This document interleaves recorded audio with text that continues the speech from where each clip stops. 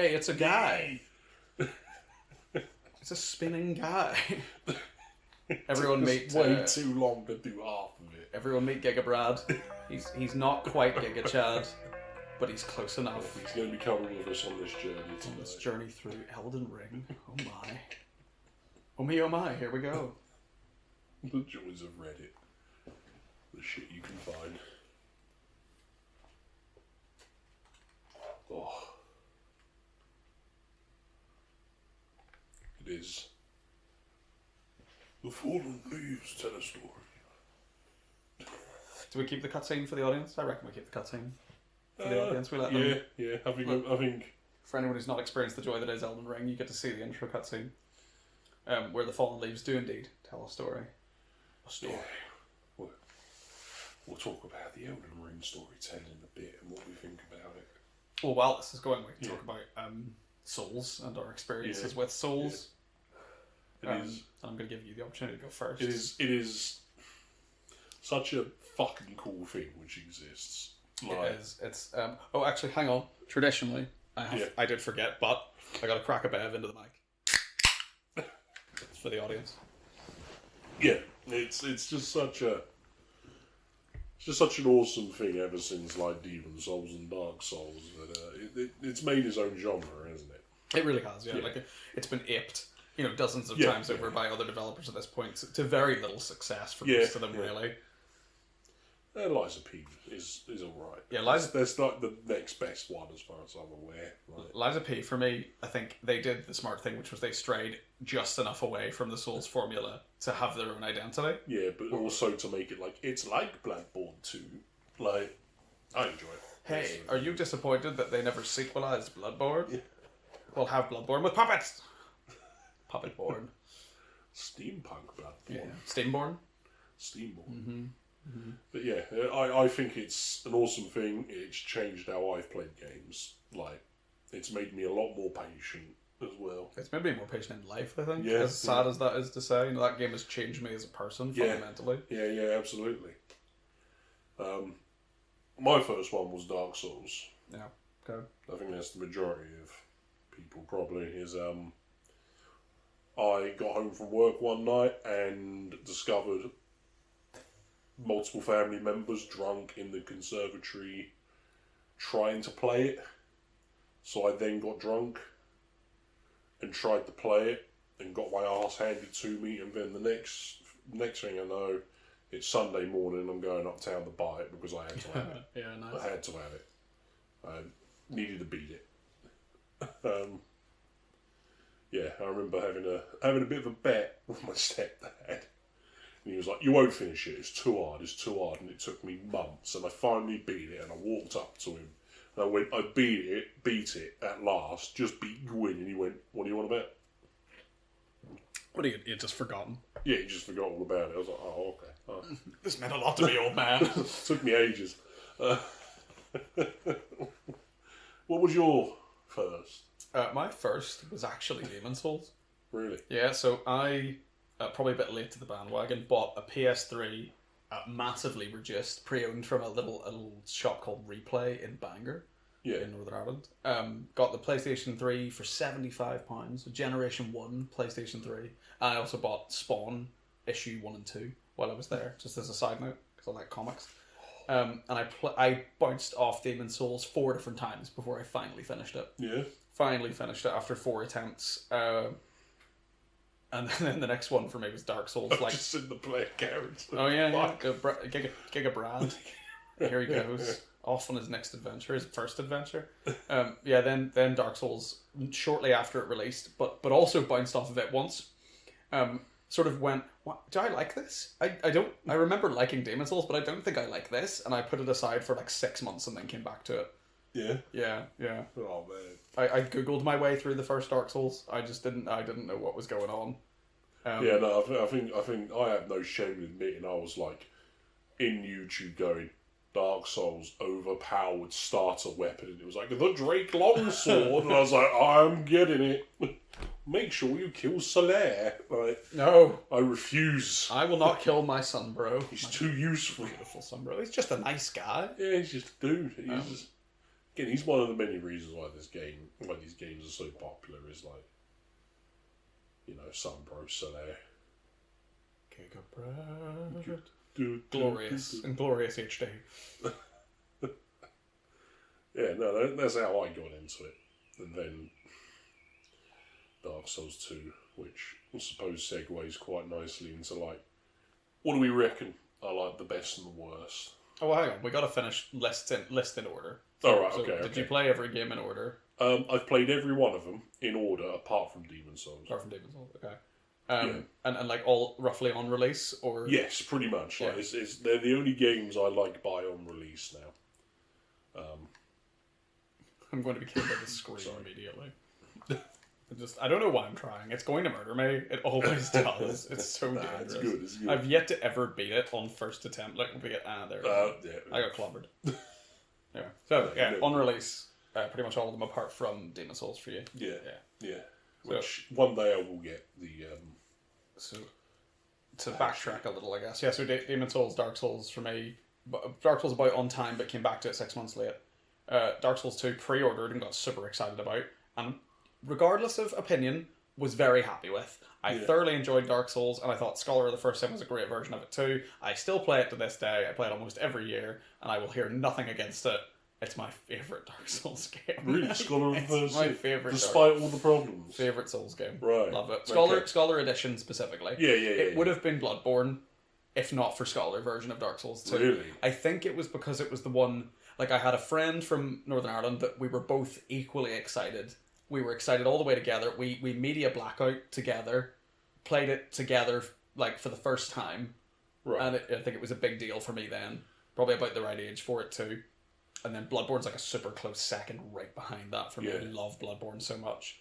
But that's... did them all in order pretty much on release. Although Bloodborne's an interesting one for me because...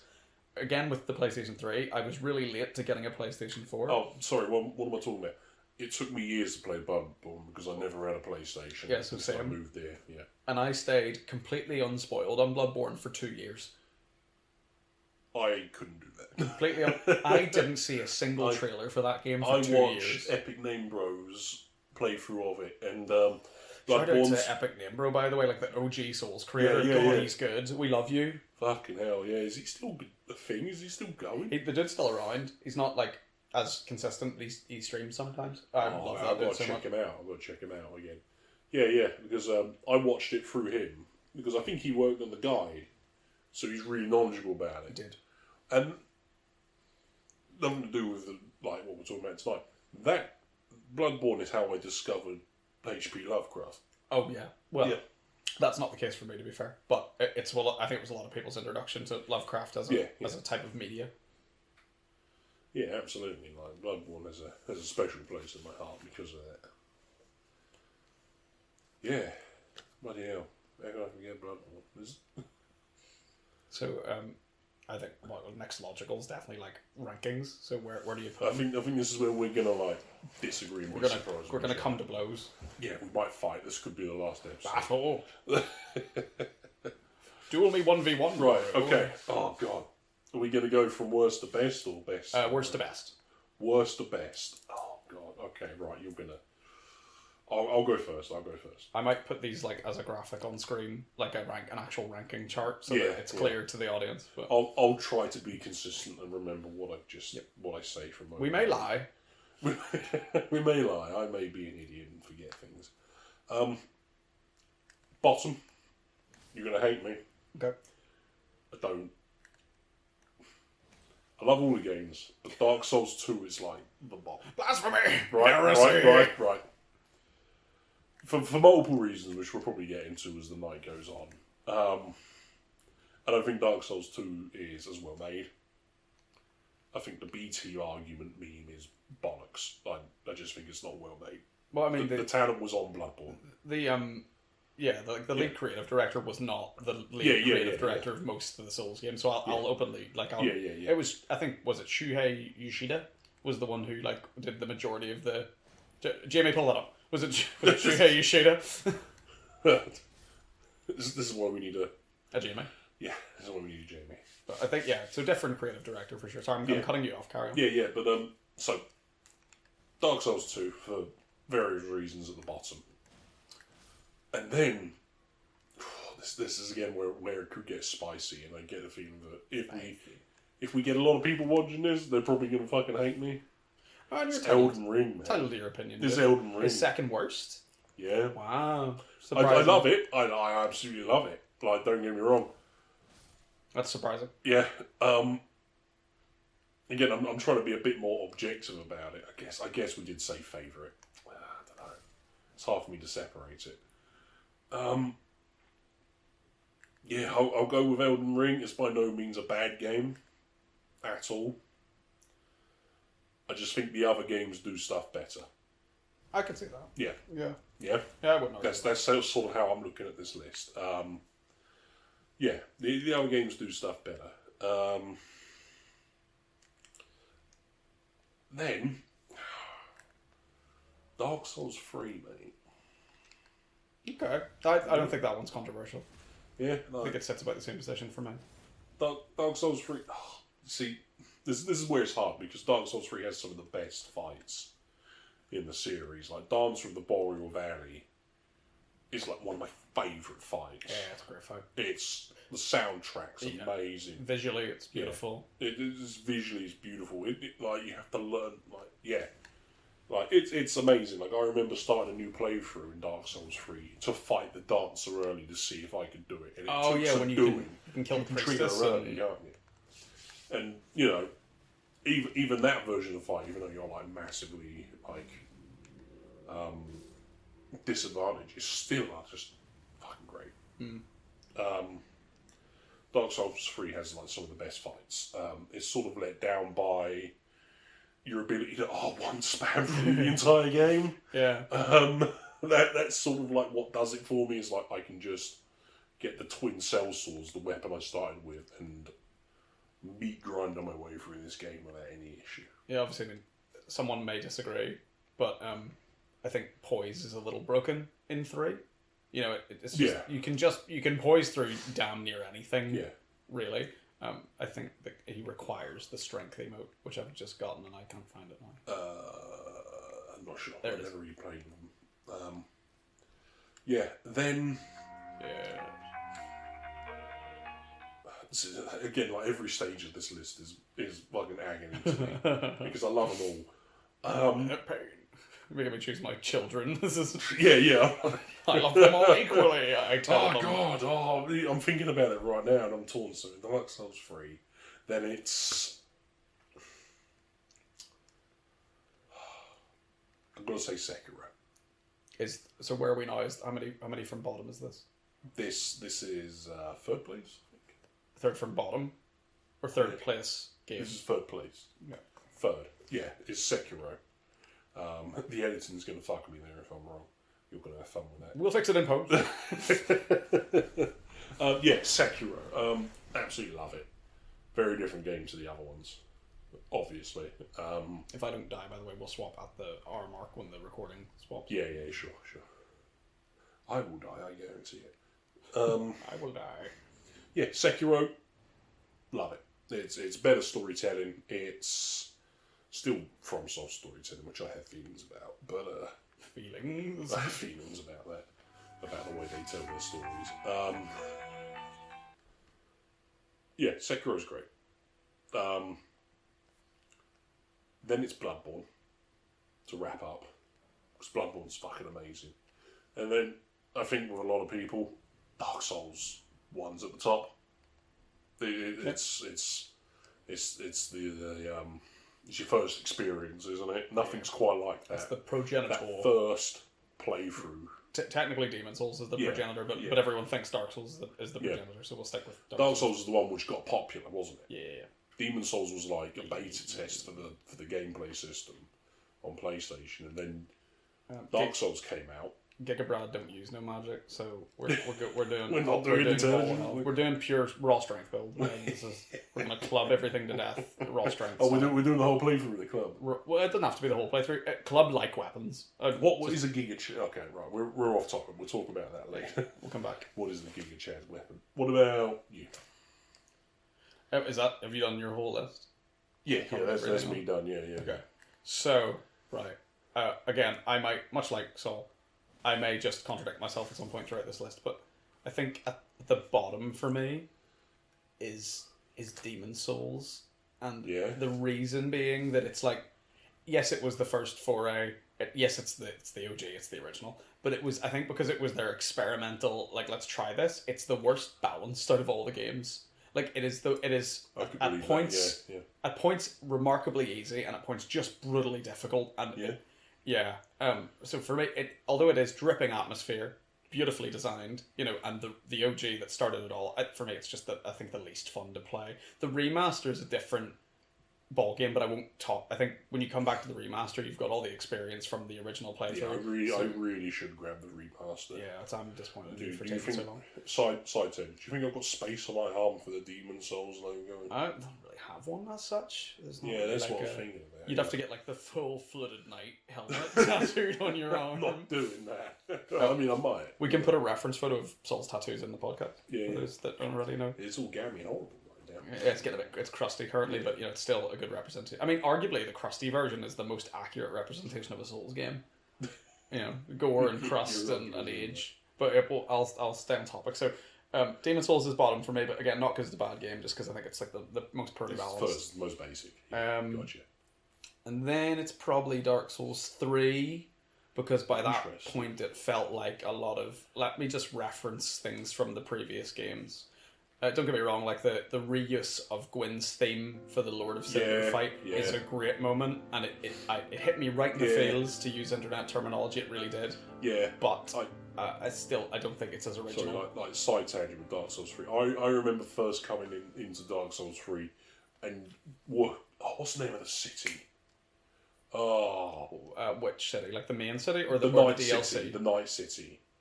Before Anor Londo. I forget the one with Pontiff Sullivan in it. This is why we need a GMA. Yeah. I remember working my way through that city and going up the lift and being like, this looks familiar, and then bang!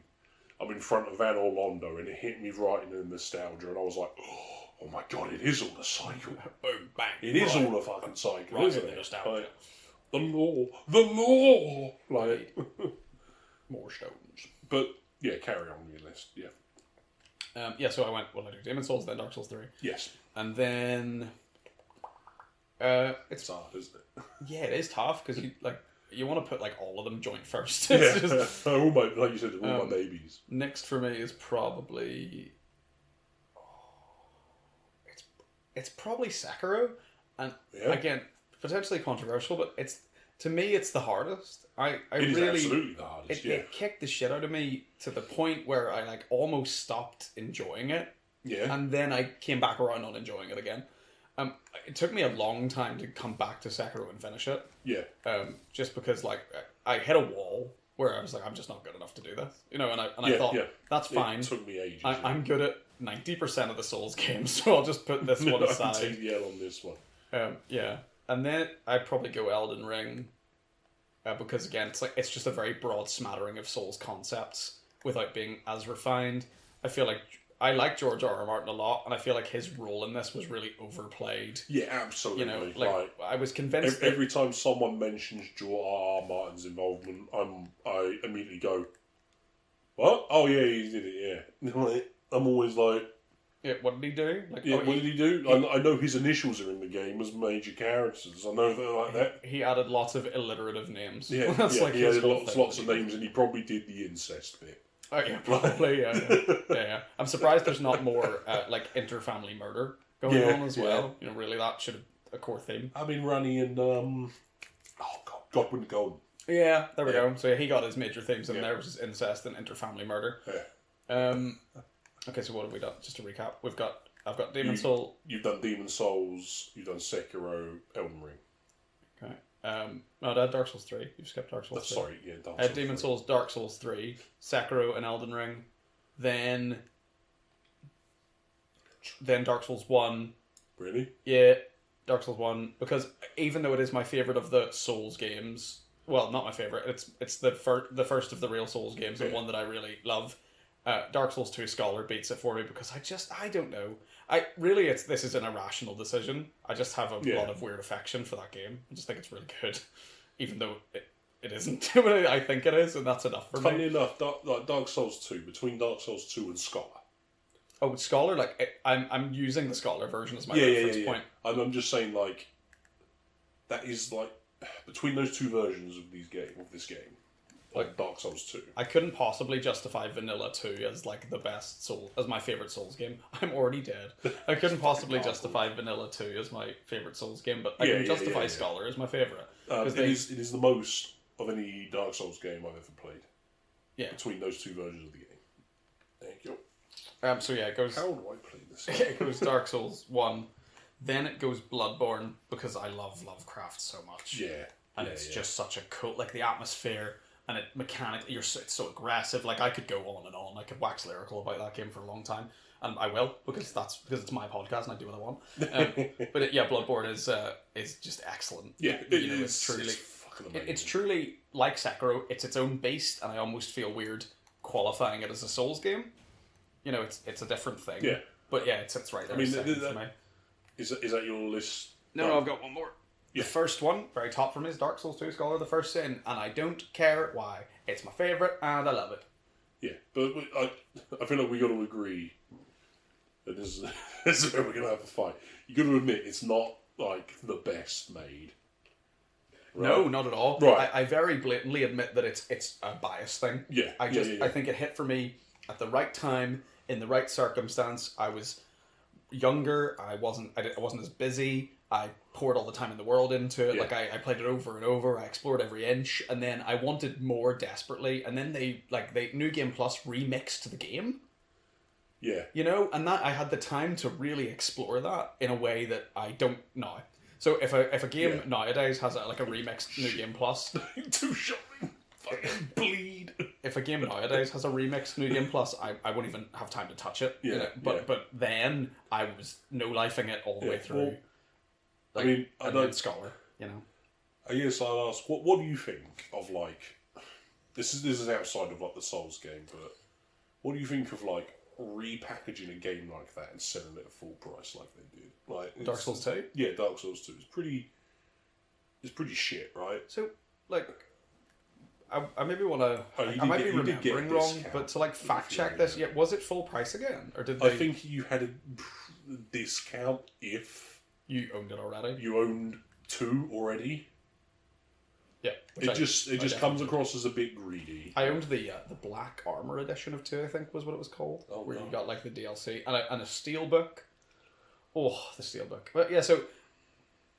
It's, again, biased answer. Like, I really liked 2, so I was happy to buy it again. And I have this weird, and I've explained this to Saul before, I have this weird thing with Souls games where, like, when they go on sale, I buy them again, regardless of whether I own them or not, because I just want to give FromSoftware more money. I'm a real FromSoft shill, and I'll like really openly admit that. So I've got it on every platform apart from PC, but now that I've got the PC, I'll probably get it on that too. Yeah. I buy copies for friends that to force them to experience it because I love it so much, and I will do that for Dark Souls 1 as well, just to make that clear. It's not just 2. I just want people to play the Souls games. They're just fun games. Yeah, like everyone should try to play it. Yeah, I don't insist that anyone should beat their head against the concrete wall that is Dark Souls. Drink. You know, you don't need to get brain damage. Just have a go. Yeah, like, you never know, you might like it. That is. I don't know if I'd use the word criticism to describe what I'm about to say, but it is one thing. Like whenever I tell someone that I play these games, that I always hear like either those are the really hard games, right? Or I tried that, I didn't get very far and I raged quit. And I'm always like, what have you got to rage quit about in this game? You get down here. You know? You little fucker. You know what I mean? Yeah. Like, I'm always like, oh man, I'm incompetent. You haven't given it a good shot, you know? Like, yeah. I got so angry I smashed my controller. Like, no. I mean, I respect that some people, like working adults, just don't have the time required to run at the same boss 15 times before you finally beat them. I totally get it. Yeah. You know, some people just want to play the story of a game and enjoy it and not feel like they're being completely they want no breaks, keep going. But I think, you know, if you can get through one, you come out of it with a different idea of what gaming is. Oh my god. Wow. I fucking hate these people. That was anticlimactic. We can just leave this place. Yeah. You don't need to do this. Because I don't think we have the HP to survive. We are only Giga Brad rather than a Giga Chad, so we probably don't have the robustness required. Get us out of it. We don't have Get me out of here. We don't have the stats. So we finished our tier lists? Yes. Yeah. So why is... We've already touched on it, but like, why is your least favourite your least favourite? And why is your favourite your favourite? We've touched on it briefly, but let's really explore that. Yeah, so my least favourite was Dark Souls 2. It's because, to me, it's the most poorly made. Yeah. Right? Like, the way the direction is made, the direction is done in the game, like the snap points. Yeah, you can only move in any of the cardinal directions. The spam bush, to quote Mauler's Dark Souls series, like where you just get... Shout out to Mauler also, great content. Yeah, absolutely. Fucking, why we sharing him out? He's fucking way more... I'm shouting him out regardless. I just want to pay homage to the skill and quality. Absolutely, I love the series. It's fantastic. Everyone should watch it. You know, like just where they've literally just gone, okay, we're going to hit copy paste 20 times and make the players fight 20 spiders, 20 zombies, or we run and we explode zombies, you know? Run and we explode! Yeah, like, also, like, the way the world is put together doesn't make sense. You go up a poison land windmill and arrive at a fire castle. Yeah, I know. Right? I know. Have you heard all of the, like, you know... all the like defensive arguments for why that is the case. No, trying to say, I can't imagine anyone trying to defend that. So I'll get into it after you. I'll let you finish first. I want to cut you off. And then in Kanye West fashion, I'm gonna let you finish. It's probably worth mentioning. I don't really care for the PvP in these games. Squeak those. I got into it hard in 2. I tried it. I tried it in Dark Souls 1. Tried it a little bit in Dark Souls 2 and was like, this isn't for me. I can't. I'm not a multiplayer game guy. I'm not PvP focused. I like to watch it. I can't play it for shit. I sort of lost my point there. Yeah, like 2... The world doesn't really make sense, like, in terms of like how it's laid out. I thought Dark Souls 1 did it better. Dark Souls 3 did it better. With its all interconnectedness. A lot of the boss fights can be defeated by running to the right and waiting for them to attack and then capitalise. Circle strafing to the right. Yeah. And it's a bad habit I have to this day on these games, which I can't kick. The circle strafing. Yeah, that's not Dark Souls 2 fault. That's my fault for just being set in my ways with it. In later games, they started to like program against it too. Yeah. They gave enemies like an offhand smack. In Elden Ring in particular, the Crucible Knights will give you like a nice offhand jab with a shield if you try to circle strafe. We should move on to Elden Ring relatively soon, but don't get me started on Crucible Knights, fucking hell. Yeah, like that. Those are my issues with like Dark Souls 2. My major issues is that. Yeah. What about you? So, where shall I pick up from there? Talk about my worst. Yeah, your worst. Yeah, okay. yeah. So my worst, as I said, was Demon's Souls. That was your question. Yeah. And I qualify my worst again because I think as their debut attempt, while being incredibly ambitious, you know, the execution could have been better.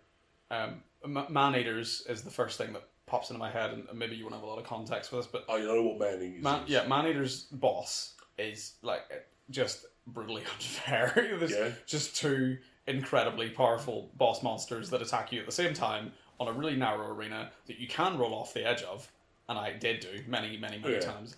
It was just a brutally hard point in the game for me where I almost kind of went, you know, this is not for me. It almost put me off the game. I've been wolfed. So it almost put me off continuing with the game, and I sort of, you know, I would say I semi-cheesed my way through it. Like I figured out that if I backed myself right up against the entryway, I wouldn't then roll off the edge, and I just over-armored myself and just forced my way through it, which didn't feel fun, because up to that point I had been like dodge rolling things and parrying. You know, I was parrying blue and red eye knights without any real fear, And then I was getting the man-eaters and getting my ass handed to me.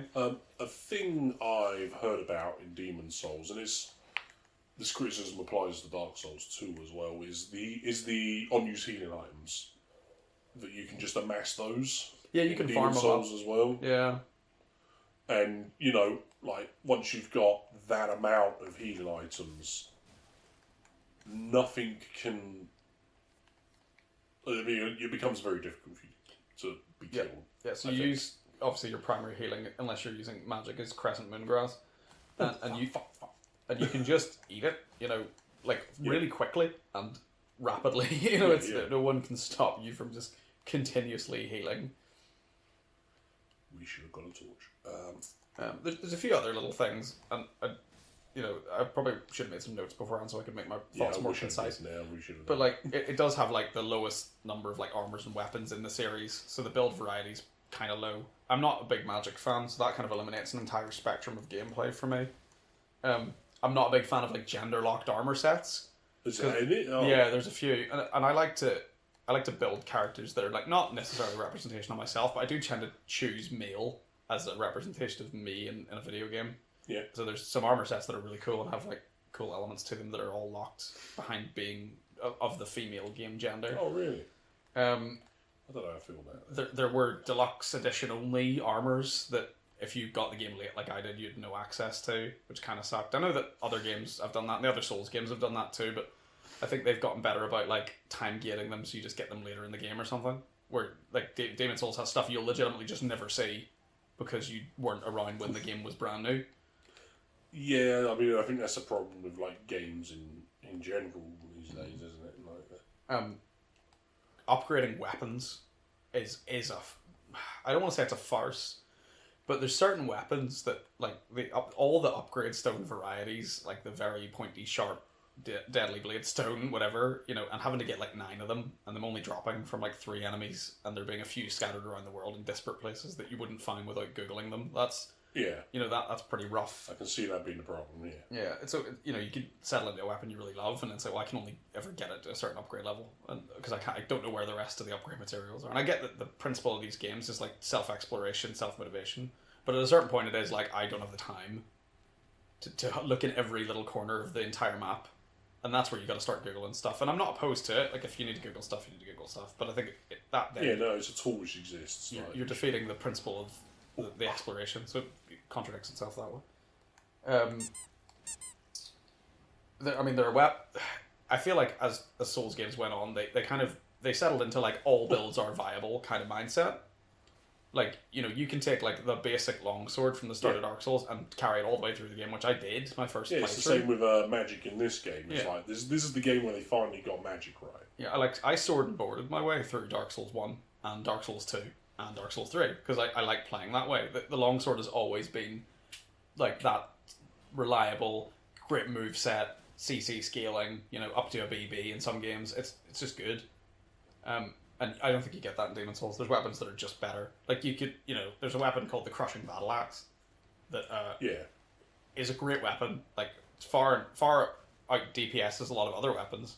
It is weirdly quick for its size. What's that even? What HP? Weirdly quick for its size, but it's really hard to upgrade because you farm up all the right stuff for it. You know, so again, a lot of it'll sound like really small, like, niggles, like my issues with the game, but I think when you compound all those things into what would have been a much more young and confused gamer, it made it less fun for me than it could have been. Yeah, I can see that. I'm looking forward to getting Demon's Souls remastered.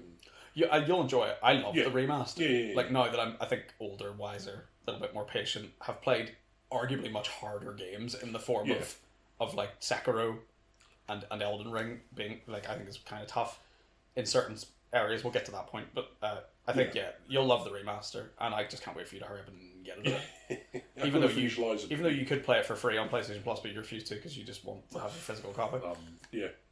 Just, again, like, you know, to each their own. But also, like, just play it. Just play it there. just play it there. Now I kind of know how I feel with a friend of mine when I'm like, just play God of War Ragnarok for fuck's sake. Yeah, just get on with it, please. I want to talk about it. I want to talk to you about this thing. Right, favourite then? Tell me. Oh, I want to address something about yours, actually. You said about Dark Souls 2 being your least favourite. One of your points was, like, the sort of dissonance of you go down an elevator. Yeah, no, the world and end up in like a lava world, like a lava mountain. So one of the many video essays on Dark Souls 2. Yes. And it's either H. Bomber Guys or Matthew Matosis's. I can't remember which one of the two of them defends it. Yeah, that would be H. Bomber Guy, which defends it. Because he has a thing against mitosis. Yeah. Goes pretty deeply. And I like both of their content, just to make that clear. I'm not taking a side here. He goes quite deeply into like how Dark Souls 2 is like an allegory for dementia. So like the whole game's theme is about like memory loss. Like people lose their identities. Is it Gale? Is he the map guy or is it Kale? It's one of the two. Kale or Gale? I think it is Kale. Is the map guy, and he's probably the most visible like representation of memory loss in the game. Like you watch him as you progress around the map, killing like the lords. As each fire lights, he loses more and more of his self. By the end, he's forgotten who he is, and he's like, "What am I doing here? I think I'm here to research a map."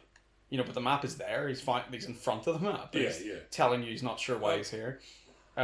So his whole thing is that the dissonance of like going from one area to another and it not really making sense is your character actively forgetting the things they had to do to get from place to place. Yes. Which is a cool concept that I like a lot as a theme, but I don't think is well backed up in principle.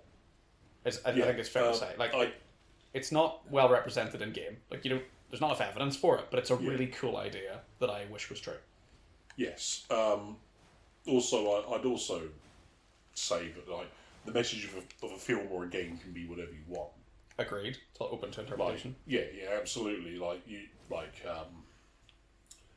What is it? You could say the older of the two Suicide Squad films. You could say that the message of that film is about coming together with your found family. Mm-hmm. Right. Yep. And you could still a terrible film. Based on that, you could pretend it was a good movie. Based on that, you can say it's a good movie. It is, however, a terrible film. Club go burr, by the way. Yeah. Also, you get that war cry going, it slams. I'd never heard that about Dark Souls 2 about the memory loss being a thing. Like it's hinted to. I think I probably missed that because of the way that all the Souls games, apart from Sekiro, tell their story is disjointed, and you really have to investigate it. You have to do the work. I mean, that's consistent. Or you just type Vanny Video and let Vanny Video, once again, great content creator, tell you the stories. And really make them emotional to the point where you'll get a little choked up about a spider lady who can't speak English anymore. Yeah, she's slowly dying. Well, I don't know if she ever could speak English. The principle is actually... I think she probably could, and then she became a demon, and now she speaks like demonese, whatever that is. Abyssal. Yeah, she speaks Abyssal, yeah. Speaks Infernal. And you can't understand her anymore. Yeah. We were talking about what we liked about our favourites. Yeah, so now we're on to your favourite. Yes. My favourite was Dark Souls 1. And again, it's subjective, because obviously it's not the most developed of any of them. No, I think it's objective. Dark Souls 2 is objectively the best. No, I'm kidding. Go ahead. Sir. Like you, sir. Where's the big old... There he is.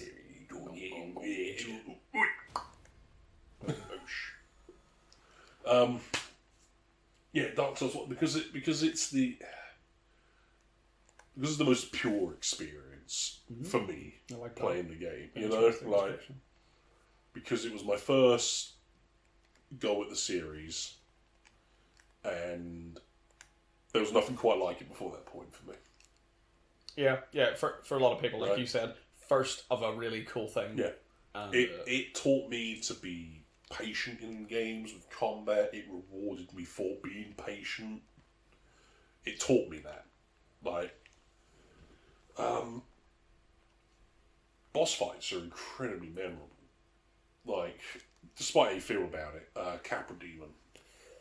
Yeah. That fight would stress me out, because I was like, I've got 2 seconds to take out those 2 dogs or I'm fucked every single time, 9 times out of 10. No matter how many times I've come back to that game, that fight fills me with anxiety. Yeah, right. Here we go. I have to psych myself up for it. the tourist demon as well. Like, great first. The first time I ran out across that bridge and was like, the big fucking demon. I had no idea there was 2 archers behind me on a tower about to shoot me in the back. The great thing too about tourist demon is like that you enter through a fog door and it's an empty arena. Yeah. And you run halfway across the bridge and he just jumps down. Like, but hi. Also, like, it's natural because obviously you get shot in the back by the archers and you die.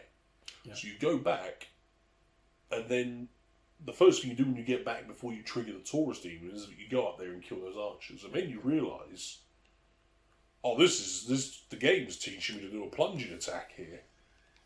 You know? So then you... Right onto that man's face. Yeah, even though it's already taught you to do a plunging attack previous, it sets it up.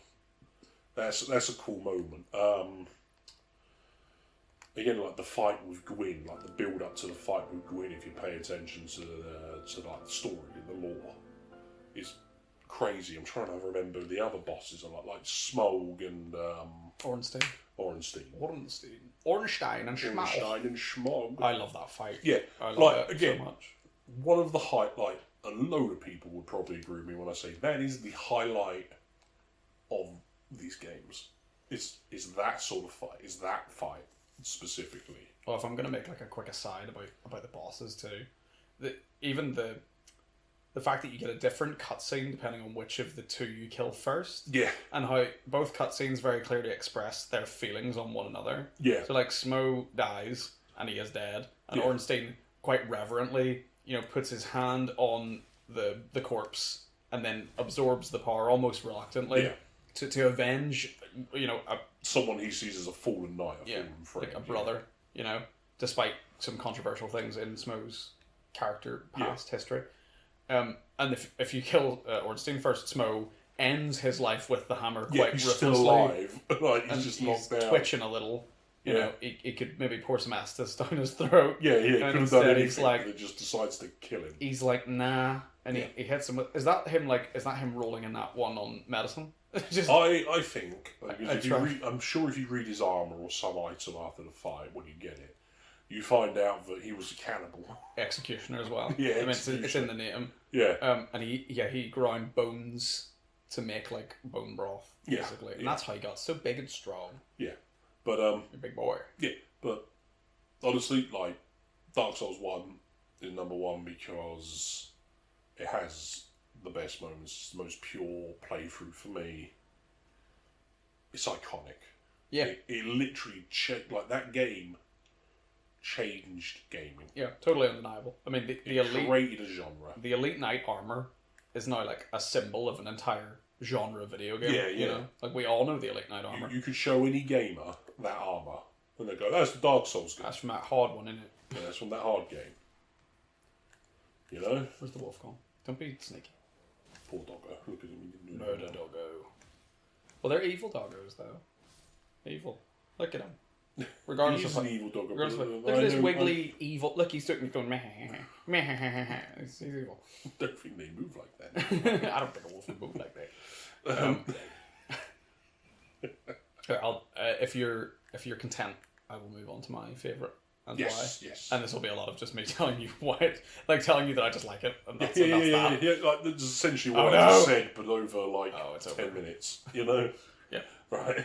So my favourite is 2, specifically Scholar of the First Sin 2. And what I guess if I make the point right from the beginning, I buy into the dementia thing. I think it's a cool concept. I think it's cool. Yeah. I think it's the audience doing a little bit of like, I don't know if people will probably do this. If you have a thing you love that isn't particularly well made, like as a general consensus, you maybe do a little apologizing for it, and you'll rationalize some things that don't make a lot of sense on behalf of that piece of media. So you'll like come up with your own reasoning for why, a character does something stupid or like somebody has a certain opinion. Yeah. So I firmly make a lot of apologies and rationalizations on behalf of Dark Souls 2, and one of them is that I'm in for the dementia thing. I think it's cool. Like most of the characters do forget their purpose, even and to a point, the game is hard in such a way that you almost forget your purpose, like bang your head against an encounter enough, and eventually you sort of go, I don't know why I'm here anymore. Yeah. Am I having fun? are games fun? What are games? This is the throne of wands. What do I want? Do I want the throne? This is the thing. So it's a lot of really kind of up its own ass questions. But I guess I like the build variety. That was not planned. Despite the changes to like movement, I like how it feels to play. Once you raise adaptability to the right level. Like that, yeah. And like, look, I'll openly admit, adaptability, it should not exist. You should not have to improve a stat in order to roll better or generate invincibility frames. Or drink healing faster, because it also dictates that. And it also affects parry windows. So yeah, you shouldn't have to upgrade any of those things. That should be just a core part of how the game functions. But I think I like a lot of the bosses. If I was to reference Duckfeed and the Bonfire Side Chat, I would say, how can you not love Skeleton Lords? What? Skeleton Lords! Nah, this is a spam fight, isn't it? Like... Skeleton Lords is great. Skeleton Lords, like each skeleton, you kill it and it spawns different skeletons. It teaches you patience is the thing. Because you can aggressively rush down all 3 Skeleton Lords and think that was really easy. And then each skeleton spawns like 10 more of a different skeleton. But if you kill the Lords one at a time and then kill everything the Lord spawns, you make the fight significantly more manageable for yourself. Okay. Interesting. And each different Lord spawns a different skeleton type. So once you know them, you can be like... Once you... Sorry, go on. You can be like, I'll kill Wizard Skeleton first and he'll spawn all the wheels and I'll get the wheels out of the way. And I like Dark Souls 2 because they made bone wheels significantly less dangerous. Bone wheels became much easier to deal with in 2. But so this is why I thought this would be a good idea for us to talk about, because I knew we were going to disagree. I'd have to disagree because the Skeleton Lords. They're like a rock band, for sure. Like, but it just becomes a spam fight, which is what you compete with in the most of Dark Souls. But define spam fight for me. Spam fight is where you're like, like with the spiders in the, I forget the name of the area, like when the spiders come out of the wall, you're fighting multiples of the same enemy. Is that, it's something, is it something Cove? Yeah, something like that. Is it Brightstone Cove, or am I making that up? Is that a different game? It might be, yeah, but it's not just that area. It's arguably like every area. Brightstone Cove Seldora. It might be. That is what it's called. Yeah. And the boss is the Duxteer Freya, which is the big 2-headed spider lady. Yes. I like that fight. Yeah. But like, it's just more spam, and I would define spam as like you're fighting multiples of the same enemy. Like the method is always the same. You retreat until you can get them into a bottleneck, and then just hack away. Yeah. Okay. Right, and it's not engaging gameplay for me. No, that's fair, and I guess I could agree. Like, I can't try and argue the point that the gameplay is really engaging. I think, but that didn't prevent me from coming away from each interaction still feeling that sense of like I triumphed over that. Like, that was hard, and it felt a little unfair, but I beat it.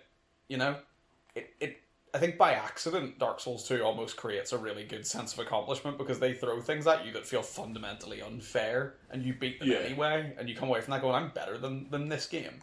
Like, this game just tried to, like, screw me with unfair odds, and I still won.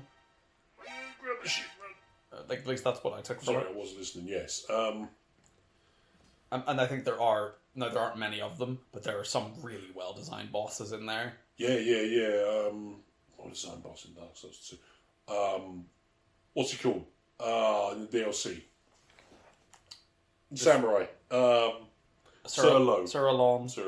And then the Fume Knight. I mean, all the best ones. The Fume Knight. All the best ones are in that specific DLC. I like the Poison Dragon. Yeah, that's a fun fight. I don't like Gank Squad. I'll be honest. I don't like Gank Squad. It's a hard fight. And for anyone who doesn't know Gank Squad, it's the first Dark Souls 2 DLC where you're in like the poison area. And you get attacked by like a Havel and an Archer, and I can't remember what the last one of the 3 is. It's been too long for me. An Archer and like an Alva Knight. Yeah, it's a Havel, an Alva Knight, and an Archer all like gank you, and it's like a funny reference to Dark Souls PvP, and they openly admit that that's what it was. It was a reference to Dark Souls PvP, but it's it's not a fun boss fight. Yeah, I'll admit really that super openly. Right. There are some sucky fights. You know, I think the spectacle of the last fight in the third DLC is amazing. Like when you gather the knights and you go down into underground together, and the knights sacrifice themselves to freeze the portals shut. That's fun. But that's where, to your point, Dark Souls 2's janky hitboxes kind of become an issue because you're fighting this boss. I haven't got to the janky hitboxes yet. Yeah, but I knew you would say it. I knew you would say it. You know, the boss creates these like elongated ice spears that you cannot really dodge unless you've got ludicrously high adaptability and really low weight threshold. I think it's a nostalgia thing for me. So like a lot of it, again, I can't qualify it with quality. I could absolutely play. But I just have affection for it, you know, and I think it's hard to break nostalgic affection. I'll rose tint my way all the way through that game and tell myself it's great, even though I'm well aware that it's probably not. Yeah, no, I can't dispute any of that. I could, but I'm not going to. No. Like, I suppose that all that move us on to next, we should have written a list. What's that? What does that move us on to next? We should have wrote a list. We could. So I guess we're playing Elden Ring, so we can talk about what we think of Elden Ring now, because there's a lot to talk about with Elden Ring. Yeah, Elden Ring. None of our favourites. No. I don't think. I mean, anyone's favourite really. If you're like a long-term Souls fan, you probably don't hold Elden Ring as the best of the games. Yeah. For I'm sure a number of different reasons. I've met anyone who's like Elden Ring's the best. I've played all of them. I think there was a lot of that as a reactionary right after it came out. You know, people going, "It's the best thing ever. It's the biggest open world." Elden Ring is now the most popular. Oh yeah, the best selling, most played. You know, I think it's still got like a thriving PvP community, but so does Dark Souls 1. So yeah. It's obviously it's a little bit less dense, but it's a. I forgot there was a chest there. It's a little bit less dense, but it's still an active community. Elden Ring, I had a lot of fun with. Yes. I'm a real FOMO person. I do feel like I miss out when I play games like Elden Ring because the world is just so huge, and I don't want to play it while looking things up. So I'm convinced I'm missing things everywhere all the time. Yeah. Which I am, because it's a really densely packed game, despite being so large. There's content in Elden Ring that I feel is too hard. In Elden Ring? Specifically Millennia.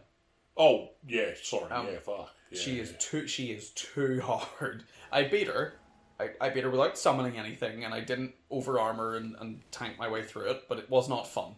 The way you would probably say Dark Souls 2 fights aren't a lot of fun. Like, I did not find it satisfying. I was done beating her, and I thought, you know, I still felt like I beat her because I was lucky, not because I'm skilled. I suppose what we should say is, like, our first playthrough of Elden Ring.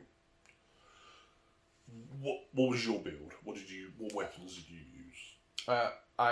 Because I didn't know what was optimal. I mean, It's never mattered to me what's optimal. I play with what I want to play with. But I did a strength faith build, but my strength weapon was a one-handed mace, which it turns out are like actually really low on the DPS spectrum of Souls game weapons. Yeah. They're not very good. I was also strength faith. I can't remember the weapon I initially started with. It might have, but I remember getting the Great Stars, the spiky mace which heals you when you hit it. Yeah. I remember getting that. And then I defeated Rykard. Yeah. And got the Blasphemous Blade. Scary Snake Man. Yeah. And then the Blasphemous Blade quickly just became the go-to weapon whenever I was having issues. Yeah. It did more damage. It gave me sustain. It gave me range. It was too good. Yeah. And that's what I used to beat Millennia. And it was literally just get her in a corner, weapon up. Just stagger spammer to that. Yeah. And I didn't want to do it like that. But you made me, Millennia. You made me do it like this. Resort to like cheap tactics, and I'm of the opinion of like if it's in the game, I'm going to use it. Yeah, nothing's unfair. You know, if it's been given to you as a mechanic, then you should use it. Yeah, like, if it's in the game, I'm going to use it, whether it's overpowered or not. Like, although after a while I stopped using the Mimic and Scarlet Breath because I was like, this is trivialising. This is just making it way too easy. I think I used the Mimic in one boss fight. I think I used it on my, like, second or third attempt of... what's his name? Giant, and he uses gravity magic and... Radahn. It is Radahn. I was going to say Radagon. Radahn. So my third attempt at Radahn, I used the Mimic, and it was starting to trivialise the fight to the point where I quit mid-fight because I didn't want to beat him that way. Yeah. The Mimic was doing too much damage. Because the Mimic has no self-preservation, so it just runs in there and just DPSs him down for you. And you can just kind of watch while it completely rinses him. Yeah. It's ridiculous. Yeah. But that's sort of like how we both played. Interesting, we were both strength faith. Yeah. That's, naturally for me, I wanted to bonk things, but I also wanted to throw lightning while bonking things. That made sense to me. That was the way I wanted to play the game. I very stubbornly stuck to the same mace all the way through the game. I didn't. Was it just like one of the basic? It was just like one of the first maces you find. I was like, this is my weapon now. This is my mace. There are many like it, but this one is mine. Yeah. I infused it with lightning because it would benefit from because its scaling is pretty crap. So I infused it with lightning because it would benefit from a faith stat. Right. Yeah. And I just carried that all the way through the game, and beat the game in like a Templar's helmet. Like I really went full on, Knights of the Templar. I'm here purging the land of the non-believers on behalf of the outer god that is the Elden Ring god. Which ending did you get first time through? Ooh, I went for, despite being strength faith, which I went for the runny ending. Oh yeah, okay. Because I thought it was the most involved, and I wanted to see what it was. Because I'd done the runny quest, which, by the way, I have no idea how you're meant to figure out. If you're the first guy to figure out the steps to the runny quest, how the hell did you figure that? Did you data mine it? You couldn't, like... I don't see how you could have possibly figured out you have to speak to the doll 5 times. I feel like it's the... in order for it to speak. You know, like Shakespeare, like monkeys and typewriters thing? Of like, if you just throw enough people at a problem, eventually they can come together to get the solution. So I think it was probably lots of disparate pieces of information from different places all collecting on one person who finally kind of put them together. I don't think any one person you're probably right. Yeah. I don't think one guy was like, I got it all, and I'm the best, and this is, you do what I say, and you know what, I'm not doing this. This is just, no, I'm unwinnable. This is too many people. Even for Giga Brad, this is too many people. It's worse in there, so I don't really know what my options are right now. Sorry, I got sidetracked by the gameplay for a sec there. But, so yeah, your ending was Rannies. Was Rannies. I was also very interested by Frenzy Flame. Because I love that sort of eldritch sort of thing of just like, what is this? What is this madness? What is it? I do really respect FromSoftware's continued attempts to just like cram eldritch lore into anything. It was like, we'll find a way. We'll get it in there. No, we'll get it in there. We'll shove it in there. Elden Ring, interestingly, and I'm going to tangent here, but Elden Ring doesn't even like come off initially as like an eldritch sort of story. Then they start talking about like outer gods and like the one...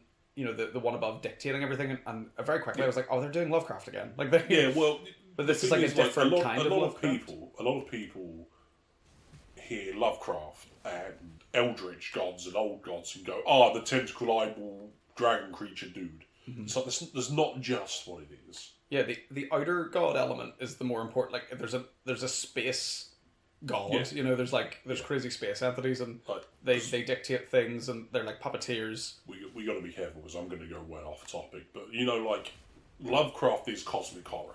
It is. It is the idea that mankind is like nothing. We are bacteria compared to these things out there. Like that's what cosmic horror is. They're bigger. They're badder. Yeah. We are nothing to them. We can't understand the scale at which they exist on. And they And I think Elden Ring has an interesting take on it. They hint at it the whole time with the fingers.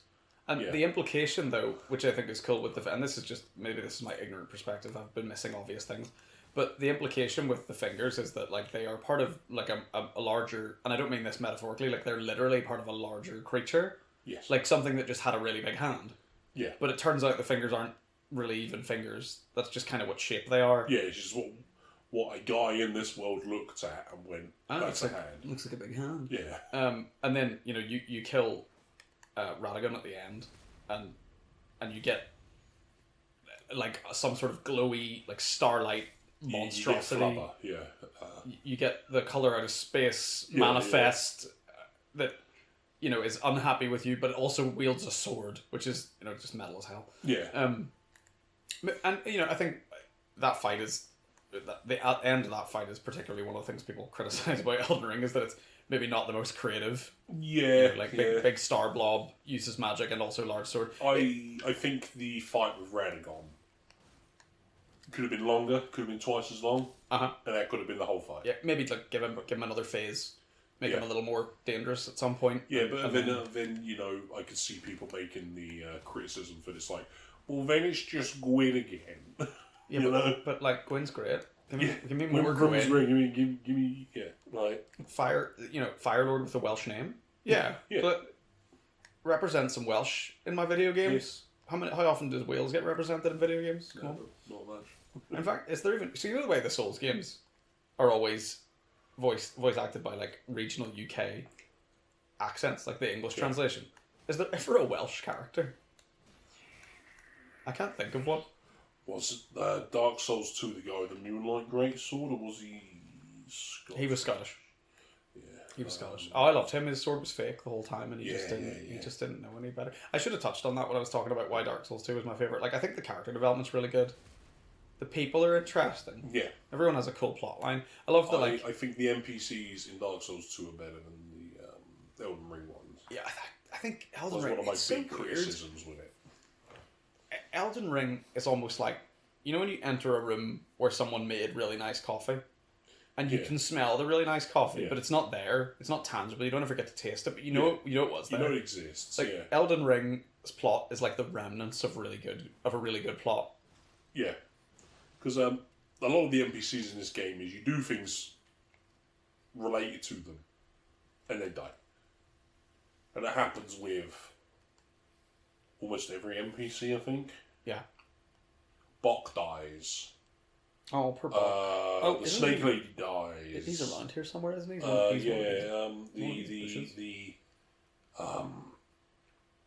Malencia, the Plague Lady, which isn't Melania,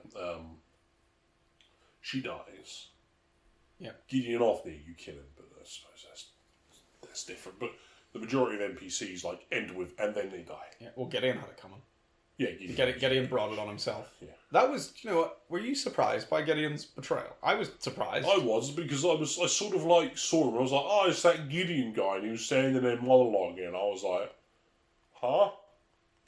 Yeah. It's one of those and then the boss like... bar turned up, and he unleashed a bunch of spells against me, and I wasn't prepared, I died to Ofnir. Maybe this... I died to Gideon. Maybe this isn't people's like common experience, but do you feel like if you didn't spend enough time in Roundtable Hold, Gideon appearing maybe didn't mean anything to you? It doesn't really. He just turns up and goes, "You cannot be Elden Lord. I'm the Elden Lord. My plans." And then you just go, "Okay, yeah, but I'm faith strength build, so I'm just going to use that grasp of insanity thing and kill you instantly." Gideon's expectation was basically that you would kill like 2 or 3 lords and then die. And you would like just do half the work for him. Yeah. And then he was like, "No, you've succeeded too much. No, don't do this well. Do worse, please. Do worse, please. Fuck. But also don't. You're the main character. Don't do terribly, but also don't do great. Just like kill a couple. Kill Radahn. He's annoying, and I'll do the rest." He's mad. I've created a situation here. Yeah, I was just looking at something. Have you mapped the horse? Yeah. To a hotkey? What hotkey is he mapped to? I need the horse. Yeah. There we go. Sorry, yeah. I need to fight them on their own terms. I hate the horse. That's another thing. Horse combat in this game. I like it. You like it? I like it. You like I think it's fun. I never get on with it. In any game, I just can't get on with it. I think it takes away the precision of Souls-likes. Yeah, okay. Like, I give you that. Like, yeah. Oh no! Wait, Oh no, I'm dead too. Oh. Sorry, I'll round back to my point. We've gone way off. I was making a point. I can't remember what it was now. But Elden Ring.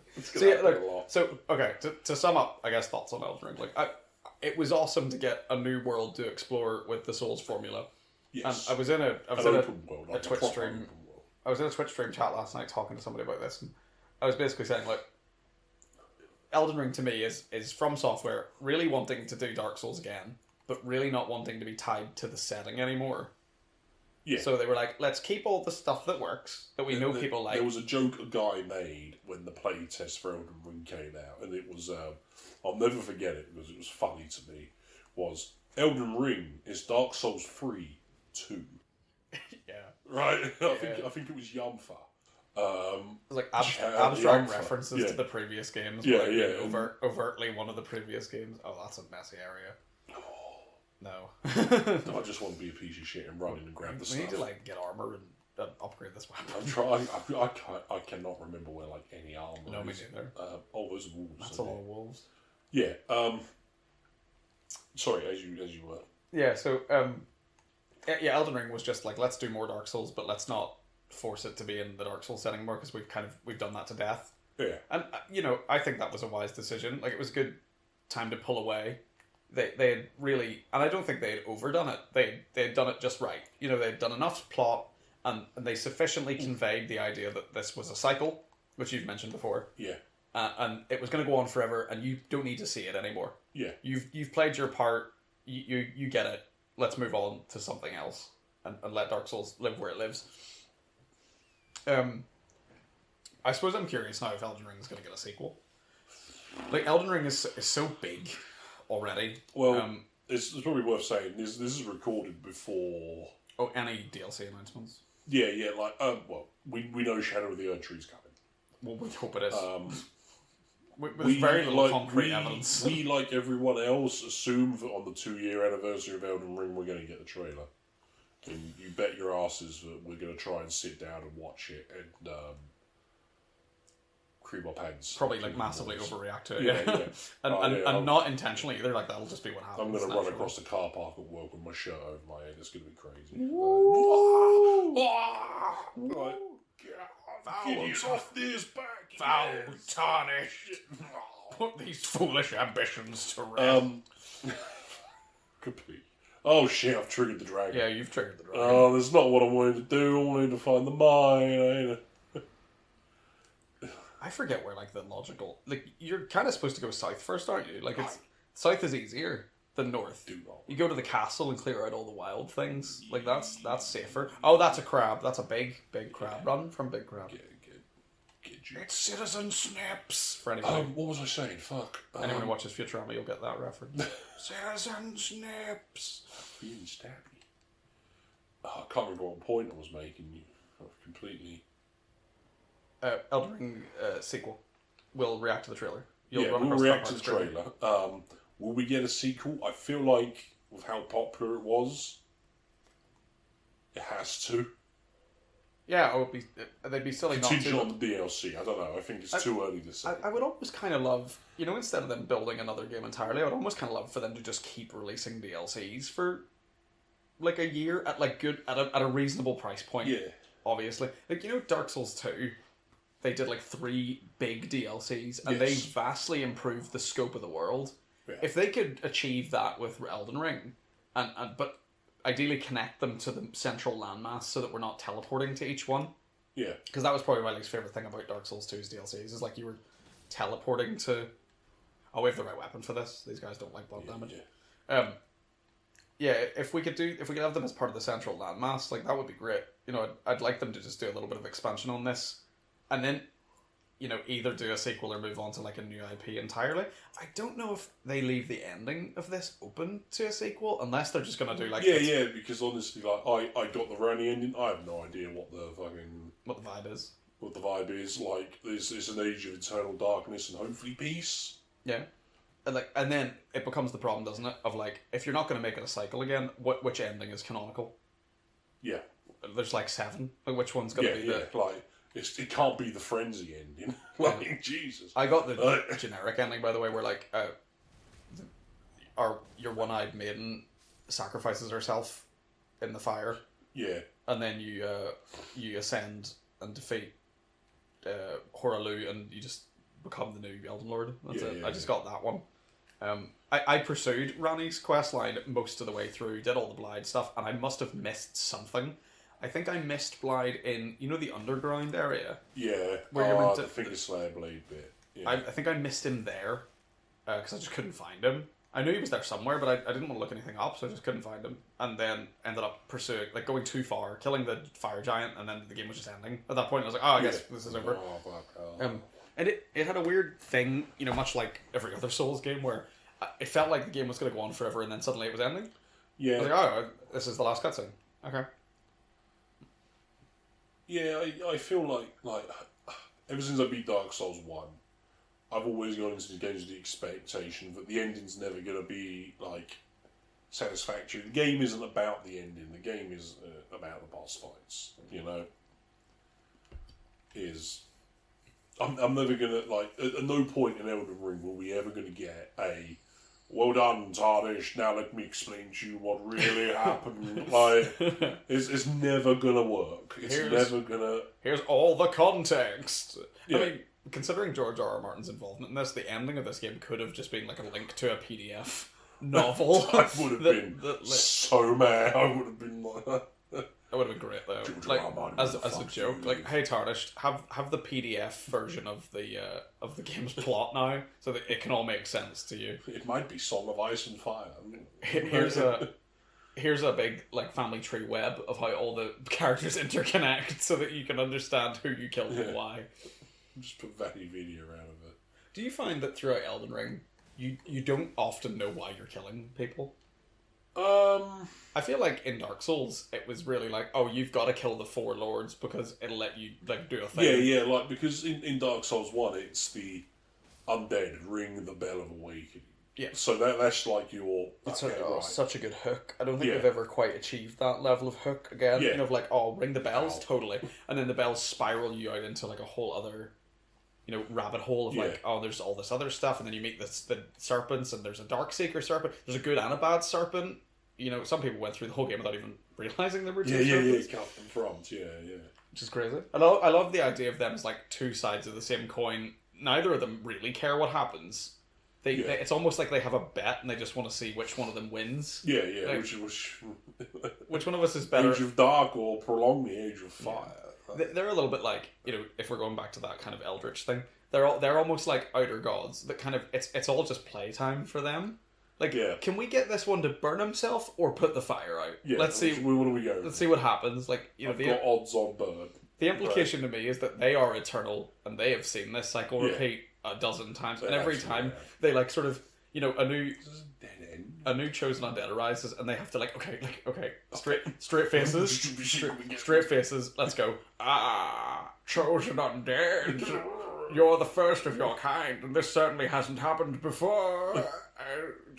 Burn yourself, maybe. Yes. Goodbye. Bye. It's so hard to stay on topic. This is our podcast, and we do what we want. Yeah. There must be a way. What have I missed? Right. You want to speculate on what we think the DLC is about? I want to have a different take than Vati Video, but I feel like it. But he's just so right all the time. But he's just right, isn't it? It's got to be about. Oh God, what's her name? Eternal Youth. Brain dead. I'm gonna let you find your own way there. Mikla. You can do this. There you go. Yeah, Mikla. Hey, I'm a big boy. I can remember people. Guide yourself through the darkness, Tarnished. You'll find it. Why have I done this? It has to be about them, because that ties into, the death of Godwin Golding. A lot of our inability to remember people's names really speaks to the quality of George R.R. Martin's writing in this game, doesn't it? Yeah. Who are these people again? Which one has the sword? They all sound so familiar. Oh, they all have swords. That's where I'm going. Which one has red hair? Oh, 2 of them have red hair. And a lot of them have names that start with R. Or G, fucking... George R. R. Martin only knows how to use 3 letters of the alphabet. Yeah. That's the problem. I think it's going to, hopefully, explore... I forgot her name again. Michaela. Have you met Michaela? More of them. I think DLC is going to be triggered. You have to defeat Moog and go to the cocoon, and I think you're going to get sucked into the cocoon. That'd be sick. I'd love that. There's going to be something like that. We're going to get a Bloodborne, you find the Eye of the Drunk Hunter, and that lets you do this thing. Yeah, absolutely. That's what it's. I hope it fits into the world. Yeah. I don't want it to be I'll go to this gate and you'll teleport. That's. Yeah, I find it dull. I'll be very upset. It feels lazy, and who am I to say FromSoftware lazy? I don't code games, and I didn't build this, but I would just like the DLC to feel like it was part of the whole, rather than it's a separate area. Yeah, go to the box over here and do that instead. It has no connection to the main plot. Yeah, obviously we're gonna have something sort of maybe explained. What about the title though? Shadows of... What does that mean to you? Shadows of the Urskrt? Shadows or Shadow of the Urskrt? Shadow. So, because Shadows... I had a thought about this. If it was Shadows, it would imply to me that it was the story of multiple people. But the shadow of the Urskrt almost... It implies that there's a whole other aspect to the Ursktrt's existence that we're going to explore. I think what it means by shadow is that it's going to be... more of the Deathblight as well. From that promotional image, the one image we've got, as Michaela riding fucking Yackle. Okay, yeah. No, I know it's not called Yackle, but you know what I mean. Yeah, who's that corpse you find that's super mutated?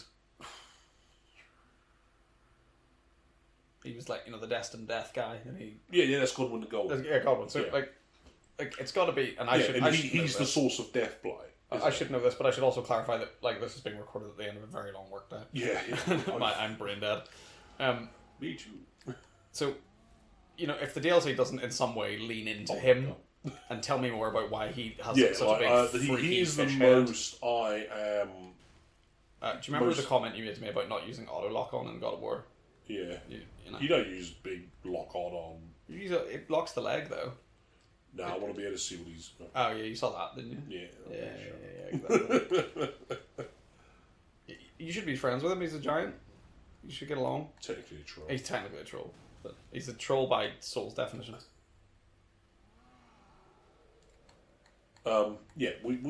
He's the character I'm most. Godwin the Golden is the character I'm most. Oh my god, maybe I should use the lock on.